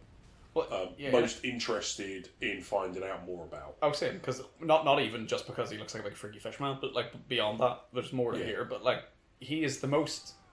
He has the most Lovecraftian end of a character. I keep saying it, but big freaky fish man. He just looks so weird. I have to know why he looks so weird. He's a pivotal point. None of this would have happened without God. The Elden Ring wouldn't have shattered without that happening. No goblin. Should have put some insurance on that ring and could have taken it back to H. Samuel and got it repaired. He got assassinated by his sister while she also assassinated herself. I'll assassinate myself. Yeah, because he's the linchpin for the story. The only way I'm going to make sure I don't get assassinated is to assassinate myself first. Checkmate. It's like the Ben Stiller in Dodgeball. Nobody makes me bleed my own blood. Nobody assassinates me, but me. I assassinate David. Yeah, that's where I think it's... obviously, that's where it's going to go. I want to have a different take, rather than the vast majority of people. But it's the most. But that's clearly what it's set. Yeah, it's the most likely take for sure. I just want it in my place. More. I have a huge backlog of video games to play, but I just need it now because I'm a greedy, impatient child of a man. Oh, troll. Well, I remember when the DLC was announced. We were at work. Yeah. I saw it, and I saw the picture, and then rushed to you and just said nothing and held my phone up, and you went, oh, and then like, my lord, just absolutely lost your mind. And his head's in the wall. No. I can't believe you've absolutely destroyed this boss. I'm Club Go Burr. Go Burr. I didn't believe in the Giga Chen. No, you didn't chat enough. Oh, the raw medallion, that's good with weapon art. Nice. Which we've got. Nice. Clearly remember more about the builds in this game than I do. Oh yeah, that's a very important. Yeah. Sick. Sick. Right. The troll is dead, long live the troll. What I think, like, I want to see some cool new weapons, you know? Yeah, I mean, that's... I want to see Blasphemous Blade get knocked off its perch. You're in for, like, 3 things, aren't you? You're like, cool weapons, cool armour... excellent boss. Cool new bosses. Like, yeah, exactly. Like, that's what we're here for. As long as we get that, I'll be content regardless of plot. Because, again, Elden Ring's main release kind of sums up the fact that the plot clearly doesn't need to be good for the game to do well and for lots of people to play it. Don't poison me, please. Don't forget the level. I know, there's over there. He's over there. I'm gonna just... Oh, wait. I have a... Oh, no. Run. Away now. Yeah, like... I'm sure if I like did a bit of research, I could come up with like alternate theories to what the DLC was about. Like, things I want to know is more about Moog's Dynasty. Yeah, for sure.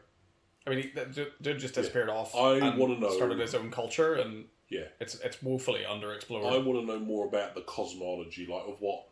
Why did Radahn, like, specifically lock the stars in place? Was it the Stop Astral?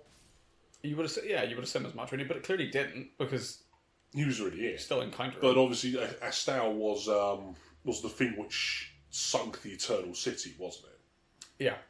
What you assume as much? I don't think. I think a lot of that stuff isn't really ever clarified, but you'd have to make that assumption just logically. Yeah.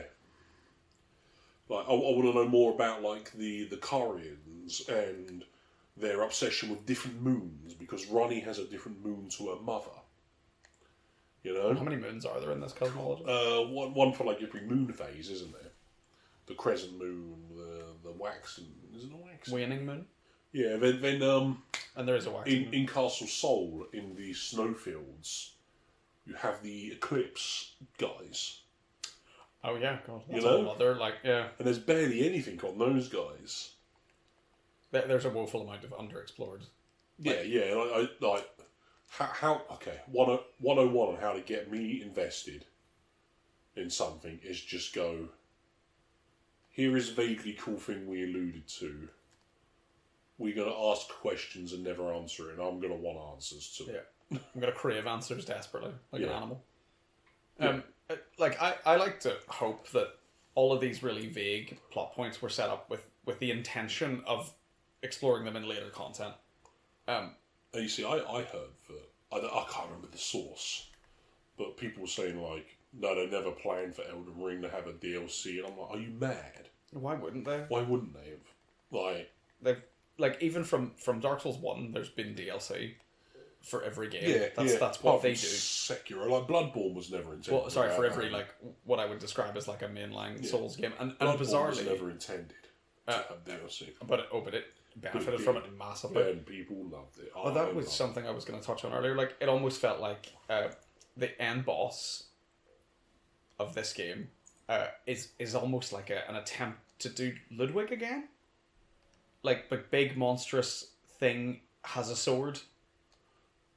And it's like, and I don't mean literally mechanically, I mean like it's meant to capture the same like level of grandiosity that Ludwig gave, and I just... Do you know what question we forgot to ask? Which one? What our favourite boss fights are. Oh, should we circle back around to that? We should circle back around on that. Yeah, okay. Right. Yeah. Right. You go. To be fair, out of all of them, I think we may have not exhausted the Elden Ring DLC talk anyway, so we can... Out of every single game, favourite boss fight, and I've just mentioned it, it's Ludwig. Yeah. I love Ludwig. Honestly. I love him so much. Ludwig / Ishina.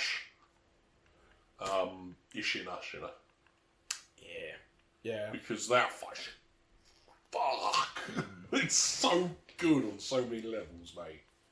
Like, and it took me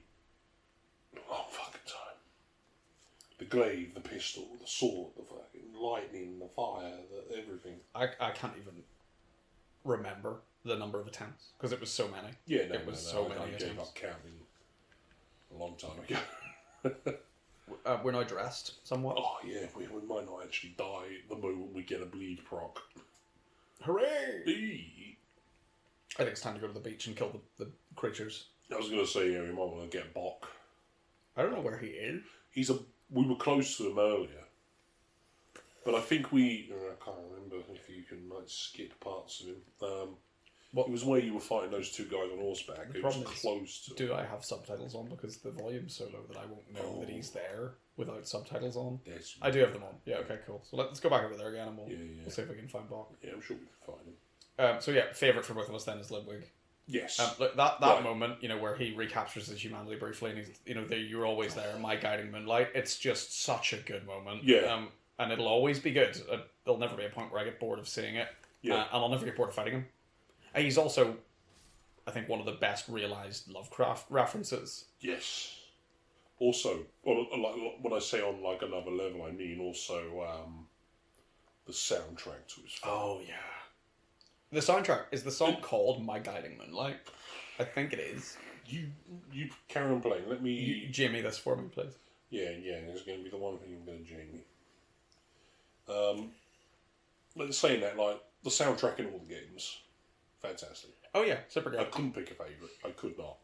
Godskin Duo's track, despite I think Godskin Duo is a bit shit of a fight.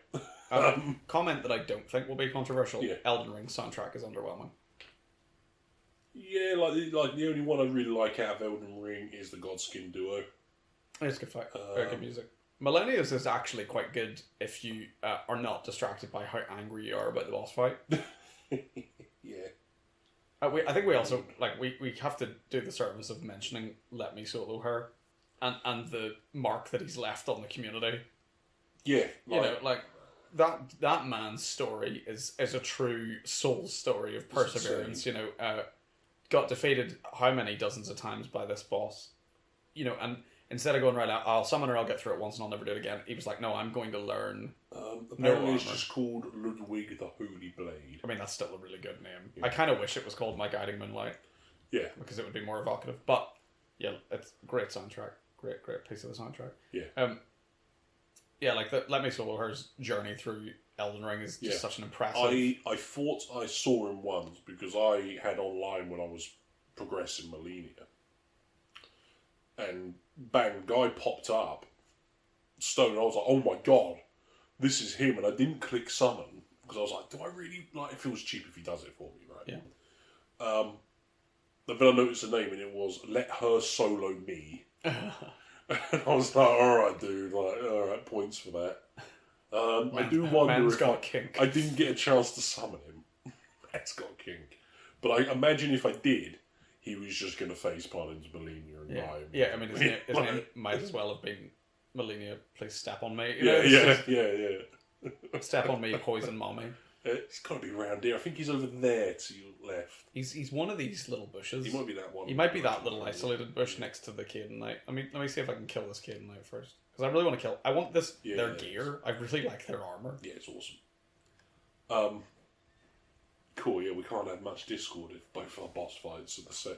Both our favourite fights are the same fight. Well, yeah, but it's an undeniably just excellent fight. Yeah. To choose anything else would be wrong. Yeah, like I said, I really like Dancer. The Borrow Valley. Alright, you know what we could do. Favourite fight from each game. Oh, fuck me, why would you do this to me? Well, that's a good one then. A lot of debate we had there. I killed one. Sorry about the coffee. No, again. Keep coffee. Right, let me find this boy. Behind you, I think. Right, okay. We need to establish an order or I'm going to lose my mind. Just let's, for the sake of clarity, let's just go through the games chronologically and just pick a boss fight that we like. Alright. Dark Souls 1, favourite boss fight. Chronologically would be Demon Souls first. I haven't played Demon Oh Souls. no! What a shame! If only it was free through one of the many subscription services that we have access to. Anyway, Dark Souls 1. Well, I'll do... Shall I do Demon Souls first then? Yeah, go on. Just quick. Yeah. Penetrator. I love Penetrator. He does seem like fun. Great boss fight, great soundtrack, cool weapon, kills one of the fat officials, and he deserves it. Oh, he deserves it. Yeah. He's over here somewhere. Right, so there he is. Dark Souls 1. Let me think. God, it's my favourite one in the series. Who was it? Hang on, let me just quickly blitz through the game in my head. Do I have to hit it? Yeah.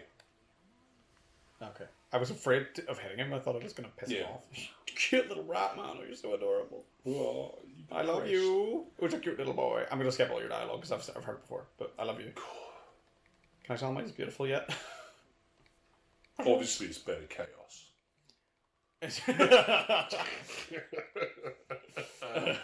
No, I had to I paused. I had to for a moment. I stopped existing. I was divided by I was about to cancel the podcast. This shouldn't be possible. No one likes Bed of Chaos. No. I'm going to be a real basic bitch about it. It's Orenstein and Smoke.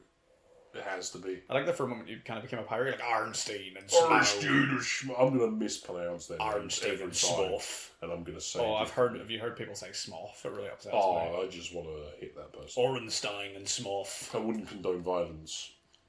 I would. But I also would if they said that. Yeah. Those two. Yeah. Absolutely. Favorite Dark Souls fight? Yeah. You're going to like. I think you'll like mine. Yeah. Because I'm including the DLC. Oh, God. Oh, was it Calamine? No. Who's the most distinctive part of the Dark Souls 1 DLC? Oh, Taurus. Taurus of the Abyss. Yeah, of course, yeah. Also, he's been forever immortalised for me in Plague of Gripes. Dark Souls in summary. Violence. Take the shield, Puppy Sif. It'll protect you from urban violence. It's such a good line. It's so good. Yeah, no, it's for sure. It's Artorias for me. Yeah. Such a good fight. He's such a dramatic character. Like, he's well developed. He's built up in a way that I don't think any of the games have achieved up to this point. Like, the whole game, you hear about this guy, and you think, like, this dude must be like nigh on to a god. Yeah. And when you meet him, he's like, to make a Dragon Ball Z reference, this is only his first form. Like, he's not even at peak. Yeah, no, he's got his arms broken. He's got a mangled arm, and it's his dominant arm that's broken. Yeah. So he's fighting you with his offhand. Still absolutely fucks you. And I love the reference that, like, to use his weapon correctly, to do the flips and stuff, you have to equip the weapon to your offhand. Yeah. Yeah, it's such a cool... Oh, yeah, he's just well realised. It's a fun fight. They do a similar thing with Ludwig, don't they? Where they build Ludwig up, and then you finally get to fight the guy in the DLC. Well, yeah, they keep telling you Ludwig's like the most noble of the church, and you expect to meet a man, and then you meet a horse. It's crazy. This feral horseman. But anyway, there's enough about Ludwig. Then it would be our Dark Souls horsey boy. 2, wouldn't it? Ludwig is easily best video game horse. Just to make that clear. It's better than the Witcher horse, for sure. Roach. Yeah. I mean, Roach has no personality, unfortunately. As much as I like Roach. Yes. Dark Souls 2, best boss fight. Fume Knight, hands down. Oh, yeah, for sure. Yeah. Mechanically fun, super difficult, a lot of attempts for me. Yes, took me a long time. The key thing, I think, for Fume Knight for me was it was one of the only bosses in Dark Souls 2, and this is coming from me that evangelizes for it, one of the only bosses that didn't feel unfair. Like, every mistake felt like my mistake. Every death felt like my fault. Like, he was predictable. He had patterns. He was a solid boss fight. Super well designed. I never felt like it was unfair. I felt like I fucked up every time. I suppose I should probably make the point that I think Dark Souls 2, for me, a lot of my affection for it comes from the DLC, because, like, that's when they refined... It really is, like, the best part. They refined the formula. Yeah. I'm not a huge fan of the first DLC. The poison stuff. And I think they try to do, like, a Legend of Zelda. The boss fights are fun, but the world, it's just, it's too dense and it goes on for too long. Yeah, it is. And you're always getting poisoned, and everything has such high poise. Yeah. It's just, it's a bit of a slog, but I wouldn't want to tangent back to next DLCs again. Would be Bloodborne. Yeah, okay. We've gone through that. That would be your boy. Your boy. Your boy, your horse boy.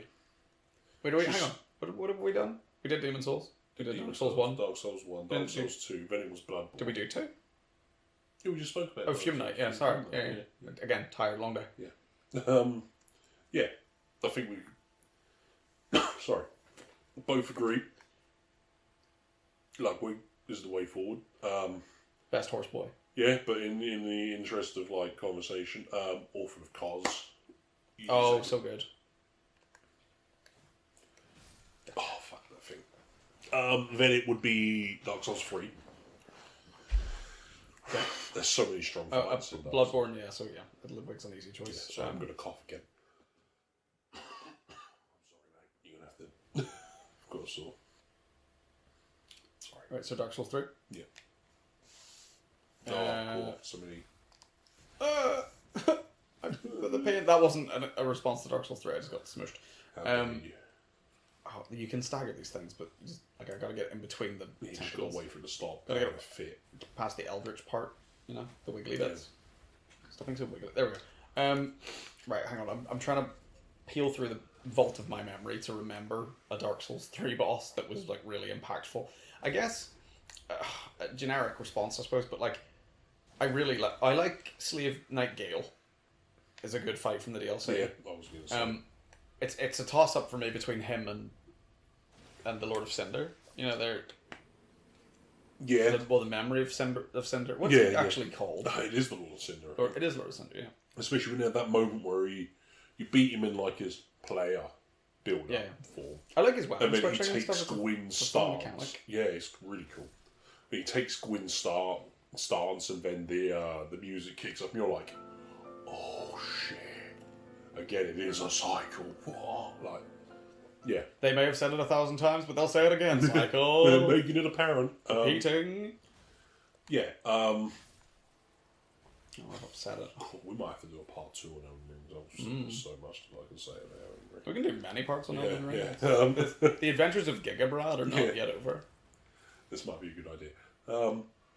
Dark Souls 3. God, there's so many. Like, Pontiff Sullivan's great. Pontiff Sullivan's fun fight. Another one of those, like, it felt fair. You know, the mistakes were mine, for sure. Yeah, even when he was, like, at first seemed incredibly unfair. And he did. Once you figure out the mechanic of Pontiff Sullivan, it's like, oh, you understand. The clone and the, like, slight delay on the clone is such a fun mechanic of, oh, like, I gotta dodge, and then I immediately again, because here comes the...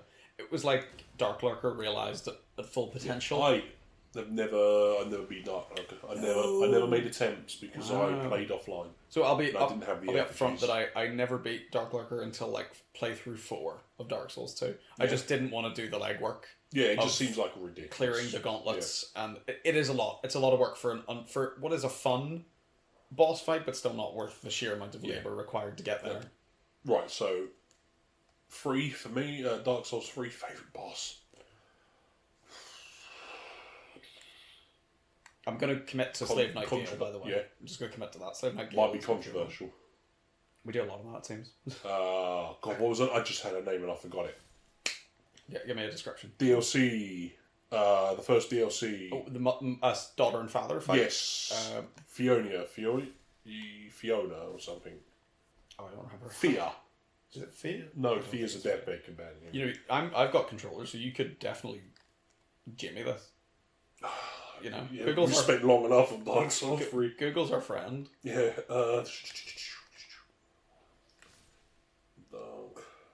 It's Alien Noise. I'll try and remember her name while you're... What's in the Ashes of Ariandel DLC? That's it, yeah, not Alien Noise. Alien Lois. Alien Lois is the city you were trying to think of before. It is. Anne Arundel. No, Alien Noise is one of the Dark Souls 2 DLCs, I'm sure. I can't. Maybe it is. It might be the ice one. Last boss. It's just an absolute hard fought 3-phase slog of a fight. Sister Frida. Frida. Okay, yeah. I was well off. She is fun. Yeah. I love the element of like feral dad and how dangerous he appears initially, but really is secondary to how dangerous she is. You know, she is brutal. Yeah, my only problem with the fight is her choice of weapons like dual scythes. Who would use a scythe? This is not an effective martial weapon. Effective martial weapon. You fuck. But she makes use of it. Yeah, but imagine what she could do to you with a sword. Yeah. With an actual weapon. Yeah. Like, stop using farming. That is farming equipment. It's farming equipment. It armed peasants during revolutions. So that's Dark Souls 3 for me. Do we have a torch? Yeah. I don't want to go into the cave without a torch. There's a vendor over the arch. Vendor? Beach, isn't there? Yeah. No, I think the vendor's back up. The closest one's back up by the ruins. I'll look over here. After 3, it's Sekiro. Okay, yep. It's got to be the end-game version of Ishin for me. Okay. Yeah. It's just such an awesome fight.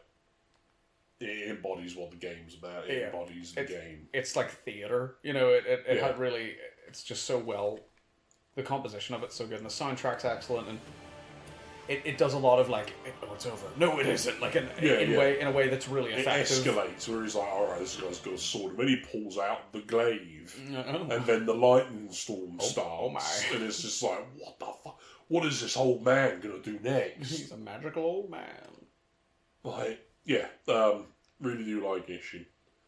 I really like the Great Ape from Sekiro. Yeah. You know, the Centipede Ape? Yeah. I love that fight. Because there's nothing else like it.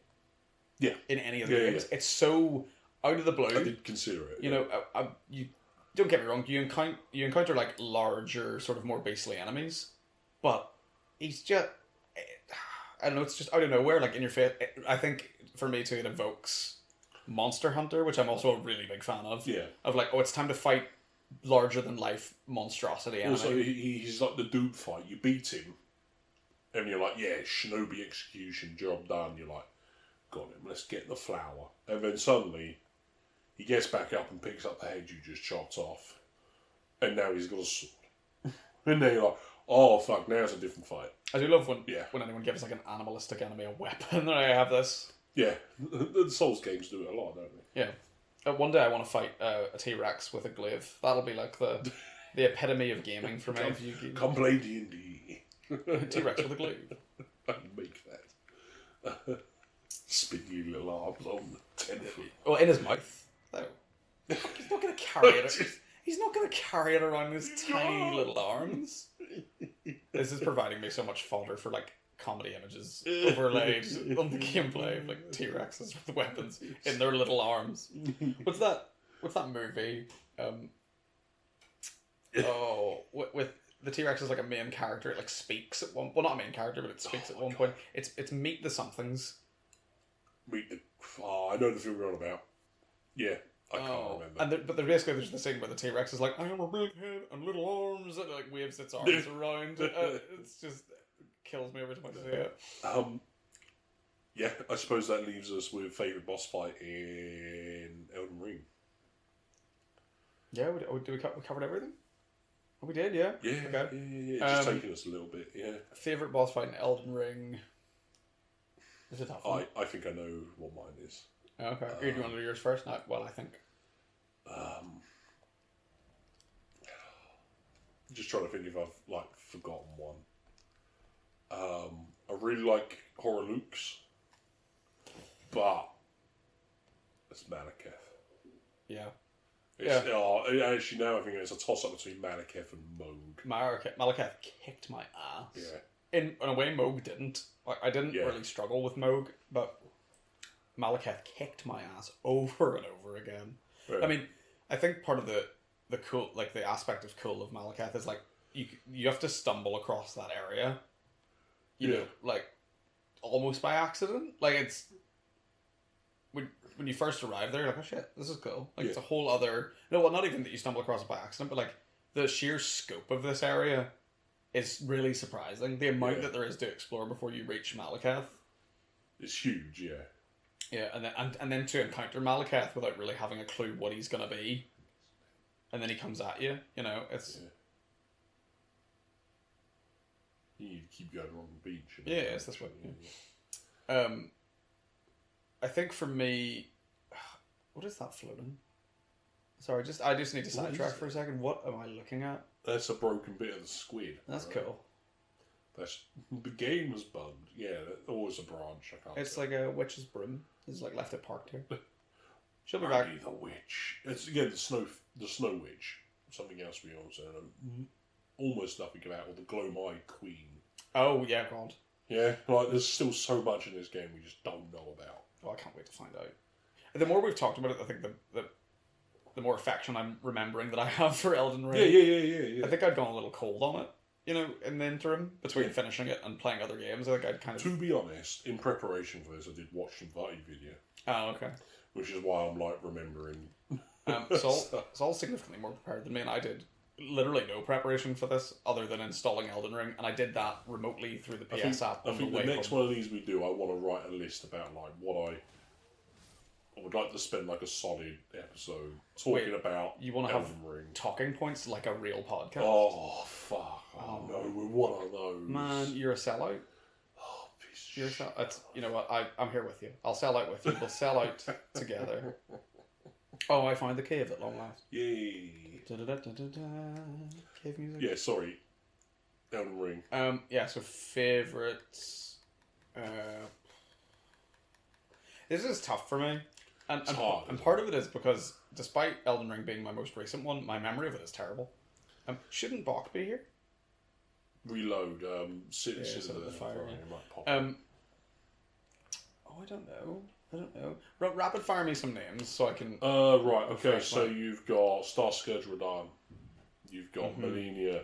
You've got Moog. His brother Morgott. It's, you know what it is. I've got it. It's second phase Morgott. Second phase Morgott. Like when he's not Morgott anymore. When he's when he at the capital. Yeah, that's a strong one. I think because it's such a cool moment. Like his return, everything he has. Also, I have a lot of affection for that character because the voice actor is just such a nice guy. Yeah.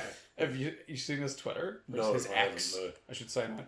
He's such a nice guy. I mean, he was on there for weeks after the game came out, thanking the fans for all the support and how much they loved him, and he seems like a wholesome guy. Yeah. But yeah, I love that fight when he busts his cane open and he gets the crystal sword. Yeah. And the blood fire magic. Yeah. It's just cool.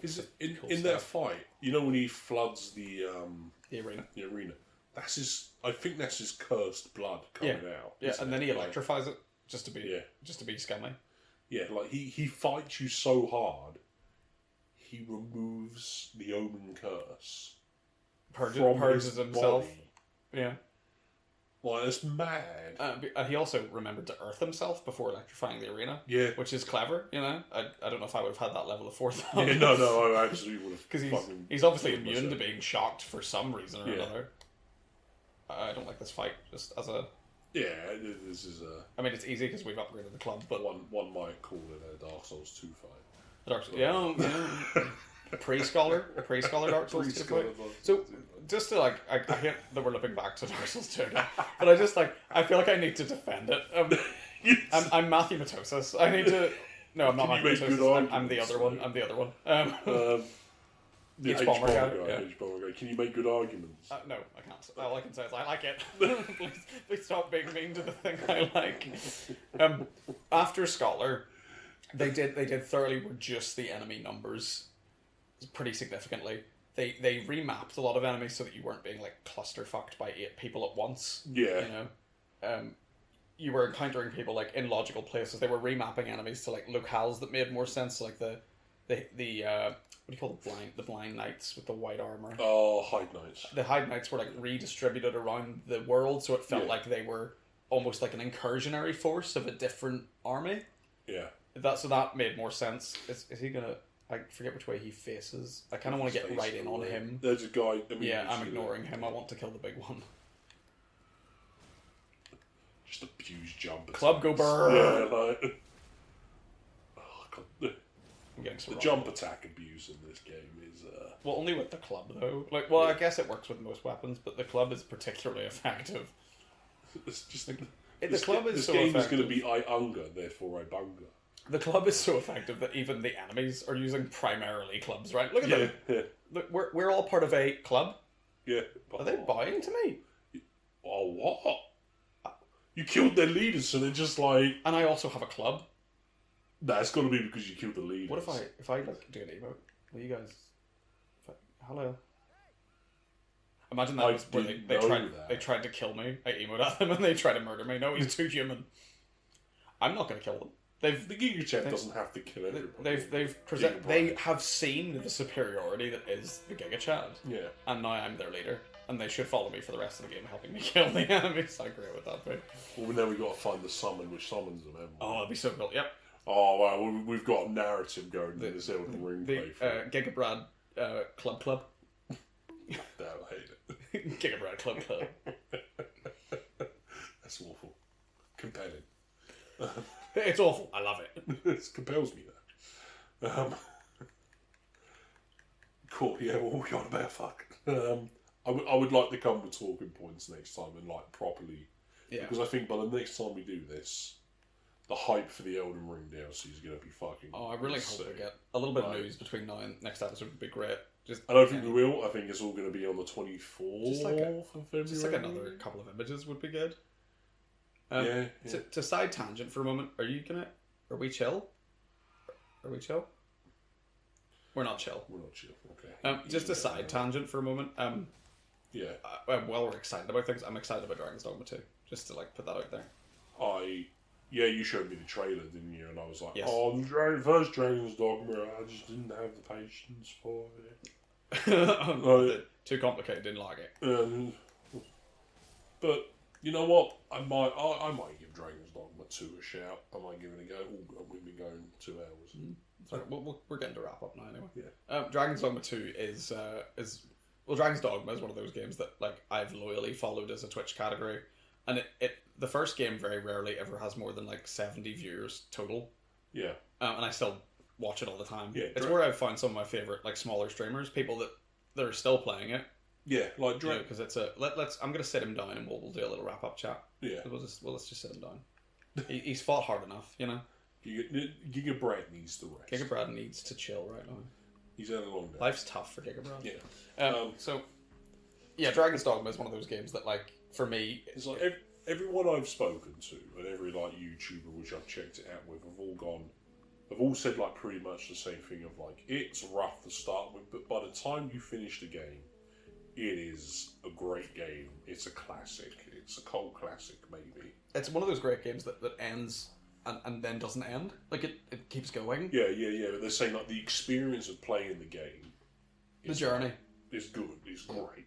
The comment I always make... You just have to get past the start. The comment I always make about Dragon's Dogma is, like, one of its most hated systems is also one of my favourite, which is that there's not... Like, fast travel's not a robust system in that game. Yeah. So there are three major locations that you can always travel to, and then there's, like, around about 6 port crystals that you can pick up and place around the world, and pick up and move whenever you want, and they are your fast travel points. So you dictate your own, like, where are my priority spots on this map that I want to be able to go between regularly. Yeah. And then everything else is just walking. And the constant walking is how you discover the cool things the game has to offer. Yeah. It's part of it. It's you might, without going too deep on it, you might trundle through a bit of the woods you haven't even looked at for, and there's just a chimera there. And now you're fighting. Now you're fighting a chimera. Yeah. You know, you're climbing all over it. You're killing the goat head. You're cutting the snake tail off. It's great. So, like, you know, next time around, I think I might pick up and put a little bit more into that. I want to talk about Dragon's Dogma a little more before the sequel comes out.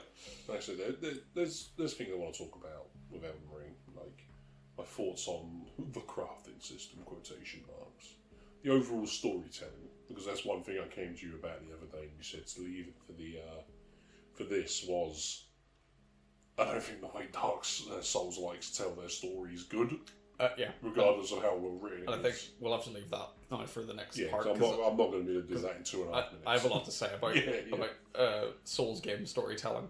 Because I like it, is the point. We'll just throw that one out there. It's going to be an interesting one. We could fall out. So we could come to blows. And when we see each other in work, we'll eye each other aggressively. Yeah. Through, like, swollen black eyes and missing teeth.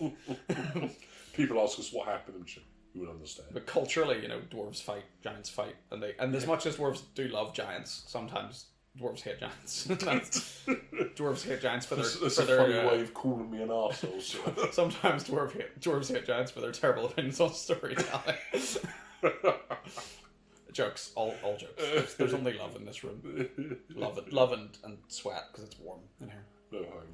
But I think that's where we'll wrap it up for this one. Yeah, this was fun. I can't believe we spent 2 hours talking about Souls games.